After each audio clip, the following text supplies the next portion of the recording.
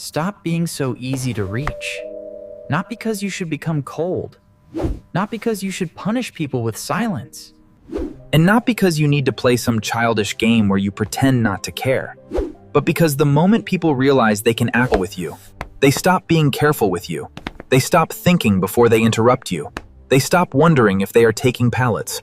And slowly, without even saying it out loud, they start treating your presence like something cheap. Think about it. The message comes in, and you answer immediately. The call comes in, and you pick up. Someone wants your attention, and you drop what you are doing. Someone gives you a small emotional signal, and suddenly, I am just being kind. I am just being responsive. I don't want them to think I'm ignoring them. But underneath that kindness, there is often a quiet fear. The fear that if you do not respond quickly, the fear that if you are not available, they will choose someone else. The fear that if you create distance, the connection will disappear. And this is where people lose power without realizing it.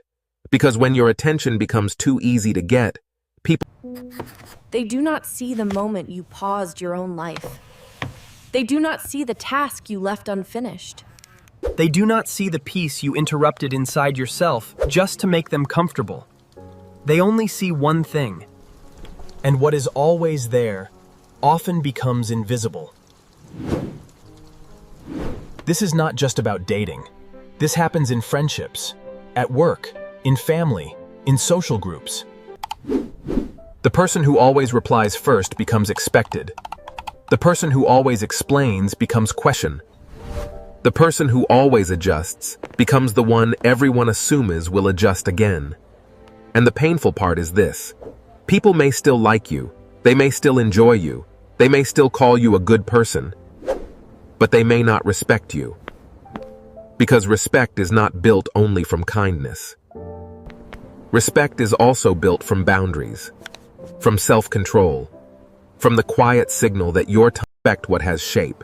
They respect what has limits. They respect what cannot be taken whenever they feel like taking it. If a door is always open, people stop knocking. If a person is always available, people stop asking if it is a good time. If your energy is always offered for free, some people will start spending it carelessly. And that is why scarcity matters. Not fake scarcity, not arrogance, not disappearing for attention. Real scarcity is being connected to your own life so deeply that you are not available to everyone at every moment. There is a difference between silence that manipulates and silence that protects your peace. One comes from insecurity. The other comes from self-respect. When you start becoming less easy to reach, do not do it with anger.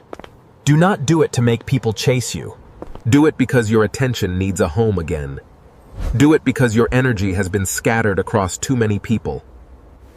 Do it because you are tired of being emotionally on call. A message arrives. Before, you would respond immediately, even if you were eating, even if you were working, Even if you were resting.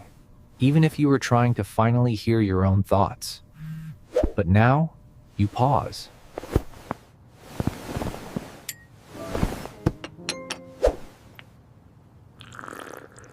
You look at your life first. You ask yourself, is this actually urgent? Do I have the energy for this right now? Am I replying because I want to, or because I am afraid not to? That one pause changes everything. Because the pause is where your power returns. Most people do not lose themselves in one big decision. They lose themselves in small automatic reactions. I know it's late, I just thought you needed it right away and I didn't mean to, but yeah, I guess I can do that. One moment where they abandon their own rhythm to protect someone else's comfort. And over time, they become easy to interrupt, easy to drain, easy to predict, easy to reach. Then they wonder why people do not treat them with more weight. But weight comes from self-possession. It comes from the feeling that you are not constantly available for emotional consumption. You can be kind and still be hard to access. You can care and still reply later. You can love someone and still not make your phone the center of your life. You can be warm without being endlessly available. That is maturity. And maturity makes people feel your boundaries without you needing to announce them. You do not need to say, "I am setting a boundary now." Sometimes the boundary is simply not rushing, not answering during your focus time, not picking up every call just because someone decided they wanted you. But this is where respect begins to shift. Because when people feel that your time has structure, they begin to approach you differently. They ask instead of assuming. They wait instead of demanding. They choose their words more carefully. They stop treating your attention like a free resource.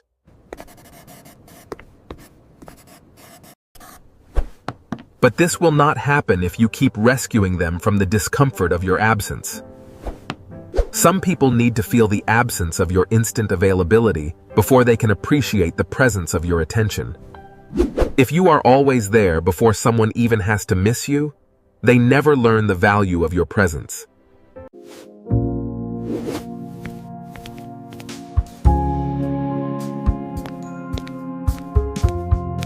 Distance can reveal what constant closeness hides. And sometimes, people only understand your value. This does not mean you disappear. It means you stop over-delivering. You stop being the first to repair every awkward silence. You stop being the one who keeps every conversation alive alone.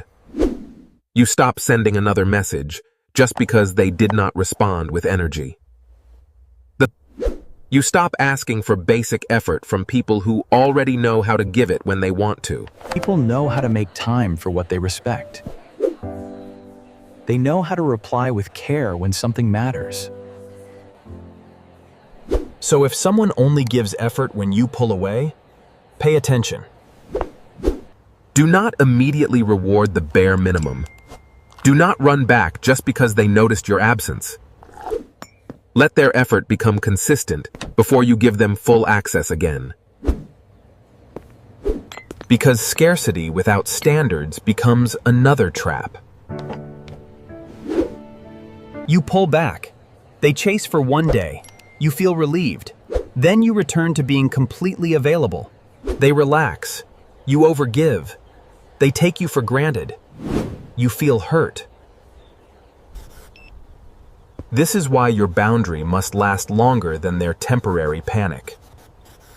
Let people adjust to the new version of you. Let them learn that you are still kind, but no longer instantly available. At first, it may feel uncomfortable. You may feel guilty. You may feel like you are being rude. But guilt does not always mean you are doing something wrong. Sometimes guilt is just the sound of an old habit. If you spent years being overly available, peace will feel selfish at first. Boundaries will feel unnatural. Delayed replies will feel dangerous.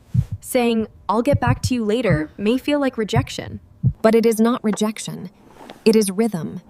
It is you returning to your own center. And the more you practice it, the calmer you become.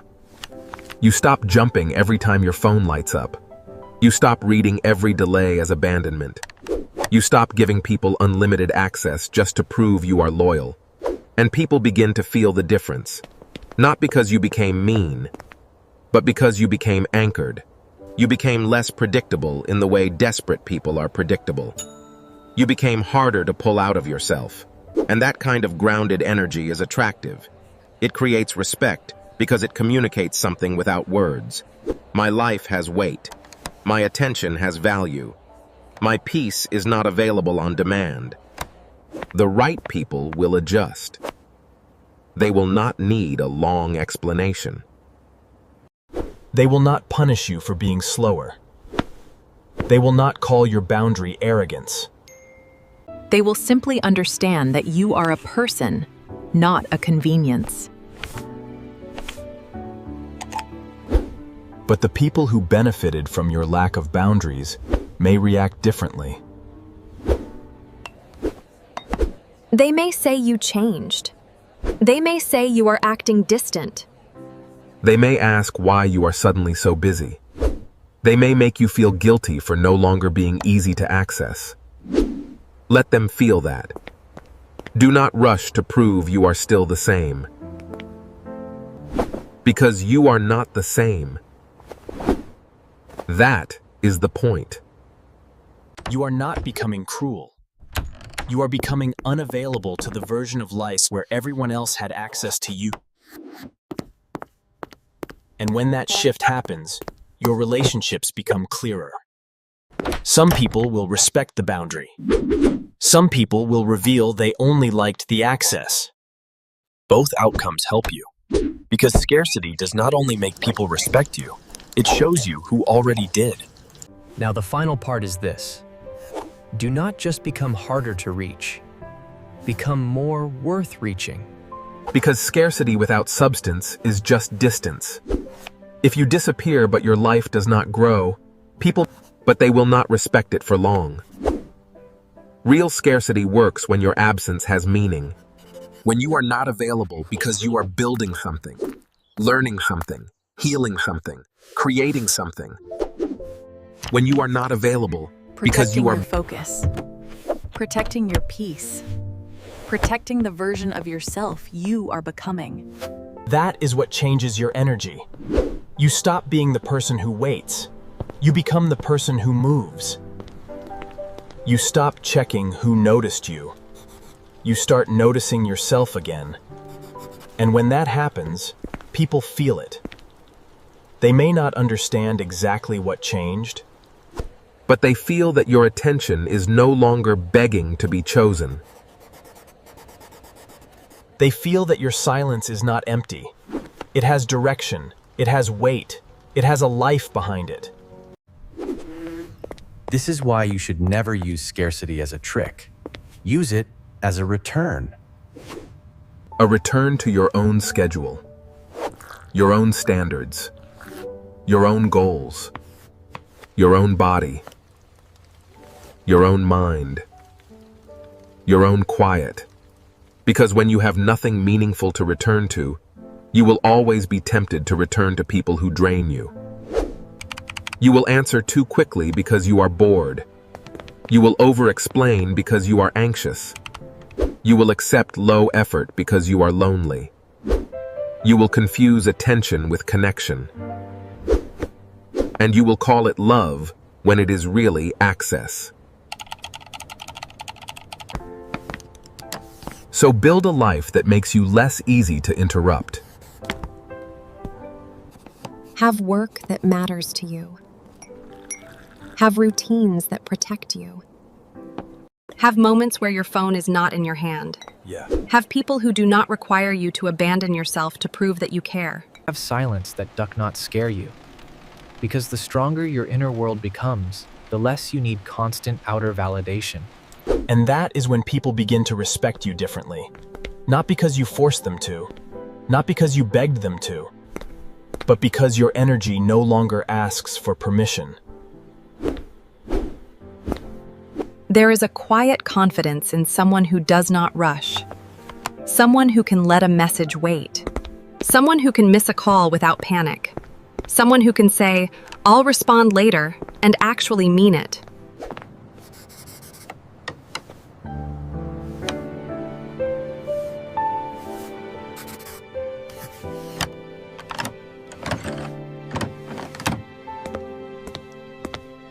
But you must be careful. When you start changing, your old patterns will try to pull you back. You will feel the urge to check, to explain, to apologize, to soften the boundary. No, you do not need to apologize for not being instantly available. You can be respectful without being overly accessible. You can say, "I just saw this. I'll get back to you when I have time. I can't talk right now."